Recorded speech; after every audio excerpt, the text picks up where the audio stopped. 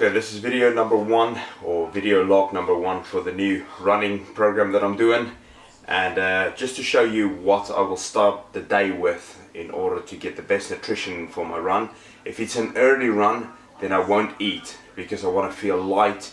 Might have a bit of water, but a small amount again, because I don't want loads of fluid or food in my stomach. When you feel lighter, you run a lot better. It's when you feel bloated and you feel heavy, especially when people eat all these pastas and stuff the night before. They just feel really big and they cannot actually function the way they should. So I've got some eggs here. Well, I've made this for quite a few people, but I will only take basically about 3 dessert spoons out of that. So I will get about 2 whole eggs out of that. So there's a lot of fat and a lot of protein in there. It's low in carbohydrates, but I'm allowing my body to function on the carbohydrates basically from the day before, and also to burn its own fat for energy. So that's how I do it. So I will give it about 2 hours, and then I will start the running program. Then I'll go out and I'll do the run, and at least I will feel good, and like I say, I won't feel very heavy and lethargic. So think about your running. Don't just go and eat loads and loads of food to think that you're going to get energy. You're going to end up feeling terrible and you won't have a good run at all. Okay, now it's really important that you stretch before you go and do any sort of running. And the reason why people get so injured is normally because they don't stretch. I see a lot of people walk out of the house straight into the cold and they just go for a run. Next day, the knees are aching, the Achilles feels like it's shredded, everything is just in pain. And the reason is because you're not warming up. You can't just go and run with a cold body. And I see loads of people do this all the time. I've been doing that for quite a while as well. You sometimes think you don't have time. 10 minutes stretching will help you a lot, and you can get out there and go and do what you need to do.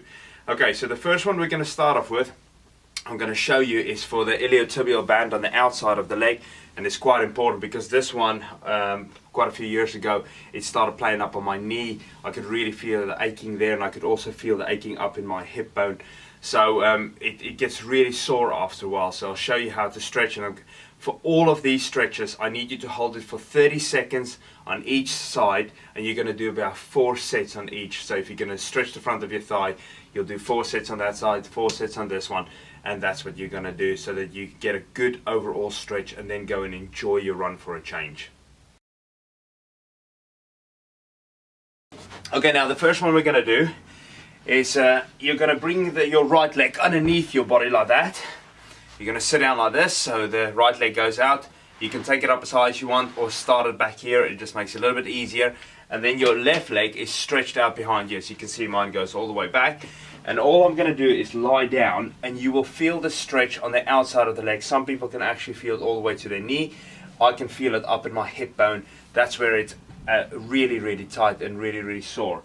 So if you want to increase the stretch, basically just go down lower and lower and lower until you feel the pull more. Normally I would say if 1 is basically very, very gentle and 10 is extremely excruciating pain, you want to be about 6 to 7 out of 10 when you start off. Just hold it there, and remember, for 30 seconds on each side. So once you've done your right, same with the left leg comes underneath the body and across like that, okay? And your right leg is stretched out behind you, as you can see my foot sticking out inside. Same thing, lie down and hold it there again for 30 seconds, and make sure you do them properly. Time yourself, get your stopwatch, get your phone, whatever you need, and just hold it.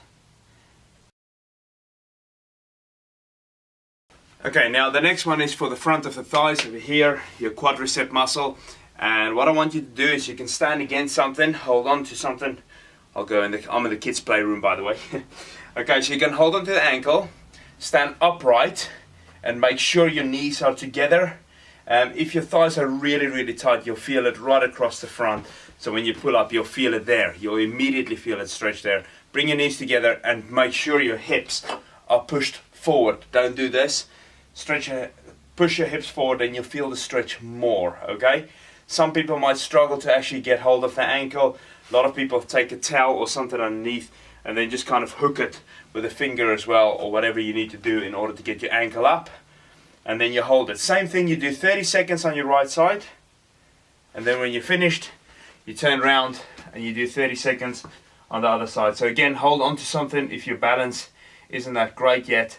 make sure you feel the stretch. You want to feel it in your thighs. Every time you stretch, you actually want to feel it do something. Once you get more and more supple, you'll feel it less and less and less, and you've got to make it a little bit harder to get to the deep muscle tissue as well. Hold it there, and again 30 seconds on each side. Okay, now the next one is the inner thighs. Again, you want to make sure you stretch everything, so you're going to do basically like the splits. Just go out as far as you can until you start feeling it pulling on the inside, and then just let your arms hang down. Just gently lower yourself down, don't hurt your lower back.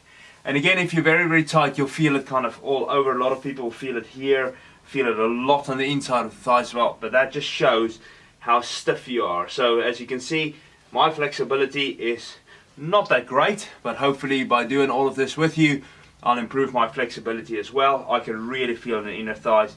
Because I do a lot of weight training, I tighten up very, very quickly.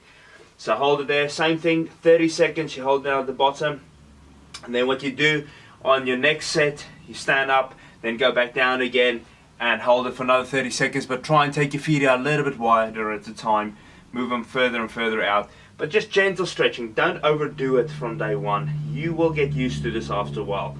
Make sure you adapt first. Don't just jump in there and stretch as much as you can and then end up hurting yourself. Okay, next one's for the hamstrings. This is the back of your legs. Okay, and I'm going to use a little table like this. You can use a step as well. You can start off low and you can bring your foot up as you go on. But I use this. Place your right heel on there first. And like I say, you're going to stretch the back of your legs. And all you need to do is lock out your knee. Keep your knee as straight as possible, or keep your leg as straight as possible. And then all you do is just gently slide down your leg and hold it there. A lot of people will feel it a lot in the back of their calves. I can feel it there, but I can also really feel in the back of my leg. And then all you do is just basically reach for the toe and just hold it there. Try not to go up and down. Don't bounce on your leg. Just hold it and gently stretch it. Again, 30 seconds on your right, then 30 seconds on your left. Same thing. You just switch it over, other side, and then you hold it again. If you move from the one exercise to the other exercise, just go directly into the next exercise. It doesn't matter. If you do the inner thighs or something, you can take about 20 seconds rest in between each set and just hold it there. Okay, now the final one, you're going to stretch the calves, back of the legs, and I'm going to use the outside step of the house. You can also use the steps inside the house. What I'm going to do is place my front part of my foot on the ball of my foot on the step, just gently drop my heel down. Okay, now this is a very important stretch, and the reason for this is part of your Achilles. A lot of people end up injuring their Achilles muscle or their Achilles tendon, and then they stretch it out too much or overwork it, and then they have a lot of pain. Can't do anything with it. So again, 30 seconds on the right, 30 seconds on the left, and just gently drop that heel down and feel that stretch on the back of your calf muscle all the time. And like I say, it's very, very important that you do that one. It's one of the things that really can put your running back a long time.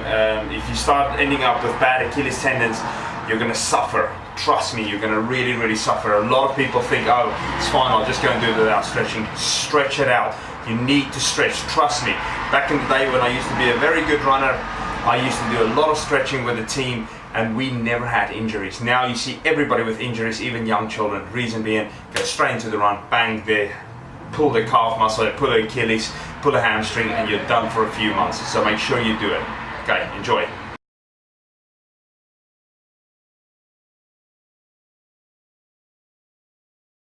Okay, so now it's time for the run, and what we're going to do is interval training. I want you to run at a 70% pace. So how this works is you're going to walk, then you're going to run at 70% pace. And what does that mean? It means that if you run full speed as fast as you can, that's 100%. So kind of judge what your 70% pace would be like, okay? And that's what I want you to do. So we're going to walk, run, and I'm going to do a 1 mile track or a little bit more than 1 mile around the block. If you can go again. You can do 2-3 miles. It doesn't matter. If you've already done quite a bit of running, then that's fine. Then do a little bit more. But this is the routine that I want you to do in the start. So like I say, this is the first video that that I've done on the running. So this is kind of for the absolute beginner as well. So don't overdo it. When you walk, walk slow. And we're going to do about a 50-yard walk, 50-yard run, 50-yard walk, 50-yard run, and that's how we're going to start. Okay, so here we go. Hope you can hear me. A lot of cars around. So the first bit is we walk. Fast-paced walk. About 50 yards. Now I'm going to go on the lampposts. I reckon they're about 50 yards apart. So once I reach this one, then I do a little jog. So started off slow. I know I said 70%, but we're going to build up to that. I reach the lamppost and then I walk again. So you walk. Once I reach my next lamppost, then I run again. And as I go further and further and I loosen up, I'm going to go faster and faster. So here we go. So we run. And so make sure you breathe, just normal breathing. Okay, walk again. And it's raining and it's cold. Not very nice, but anyway, just got to go for it. If you run out of lampposts, kind of give yourself a little marker in front of you, a bush or a house or something, then go again. Here we go. Okay, so we're gonna go all the way around the block. Take me a few minutes and I'll be back again, so that'll be more than a mile, but it will definitely get the heart rate up. And this is how you improve your running.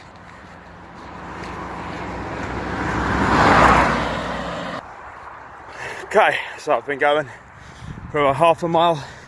This is my walking bed now.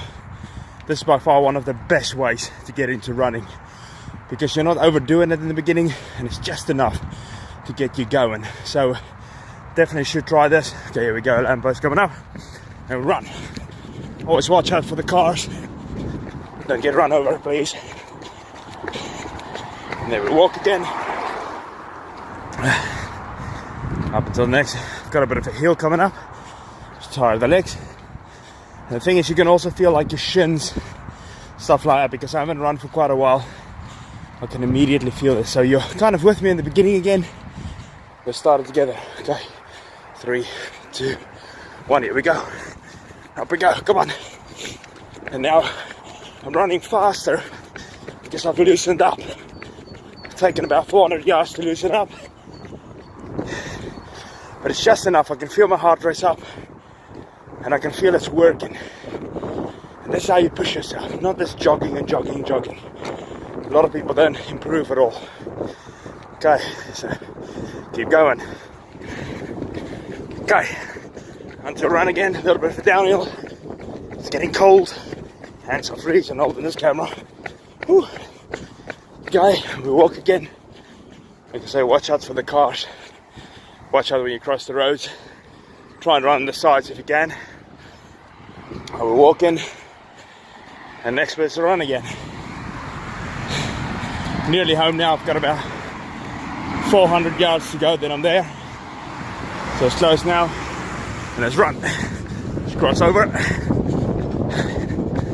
and now I'm speeding it up a little bit more than 70%. But I want you to maintain that as much as you can.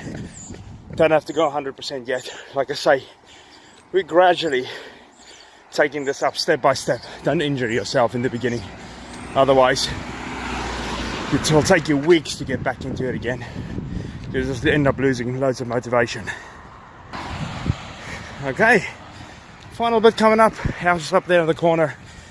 Okay, I've got about 250, 300 yards to go. Okay, we run again, and I feel warmed up, but my legs feel good. I don't feel like I'm suffering, and that's the main thing. A lot of people start off with such a big bang, and then soon after they suffer, feel like it's too much, they cannot maintain it. This is maintainable. This is what you can do, and within 2 weeks of doing this, trust me, you'll be very, very fit already, and you'll be able to run a lot longer, a lot faster. Okay, let's put in for the last one. Again, maintain that pace, don't overdo it. That's it, come on, keep going. Good, well done. Okay, so that's the end of your interval training. Well done. we're gonna keep going and improving more and more and more. Okay, so I just got back from that run outside. Like I said, that's the first one, so that will help all of you that's new to running. Very, very effective way of doing it. Heart rate's up, chest feels a little bit tight, I haven't done it for a while. So I'm not super unfit, but I'm not as fit as I should be. So you can kind of start this with me, start this new journey and get it going. But it's important that you do it quite a few times. Once a week's not great. You can, if you want to start off like that, that's fine. But I would advise you to do it maybe 2 to 3 times a week. It doesn't take long. That took me less than 10 minutes to do. That's with walking and the running, as you can see on the video. It doesn't take that long. Like I say, start with a mile. Do the first week just 1 mile, then the next week 1.5 miles, and then 2 miles. Before you know, you'll be able to jump from 2 to 4. But as I'll keep on going, I'll improve the videos. They become a little bit tougher, they can become a little bit harder. But like I said, this was number 1.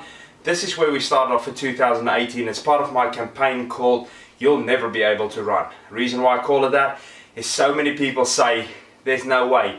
You're never going to be able to run. You'll never be able to do it. So come on, prove it to yourself. Prove that you can do it as well. You don't have to prove it to them, but prove it to yourself. You can do this. You just need to put in the effort. Let's become fitter and let's become healthier in this year and make the most of it. Okay, so enjoy it and stay with me on this one. Okay, so what to eat after the run. So like I said, we did the interval training, as you can see on the film. And now I've made myself some eggs. So I've got 2 whole eggs and I've got some broccoli stems. These ones I chop them up and then I fry them in butter. And I've got some cherry tomatoes, the little tomatoes that I cut in half and I fry them in butter. So what I like is I first fry the broccoli stems and the tomato with some black pepper and some salt as well. And I do that separately in unsalted butter. Then I take it out and then I add in the eggs, and I've put a little bit of Stilton cheese in the eggs as well this morning.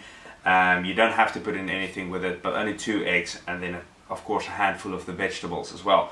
This is a great post-workout meal. It basically puts back a lot of good fat in the body for energy, and then also protein to help your muscles. And again, it doesn't make me feel really full afterwards. I don't feel like I'm massively bloated, and that's the problem. Too many people eat for bulk and then they just feel lethargic and your energy levels actually go down before it comes up. So you feel quite bad, and then eventually the energy levels comes back up again. With this type of meal, within an hour you can go and do a workout again and you'll feel absolutely fine. So eat right and get a good result with your running.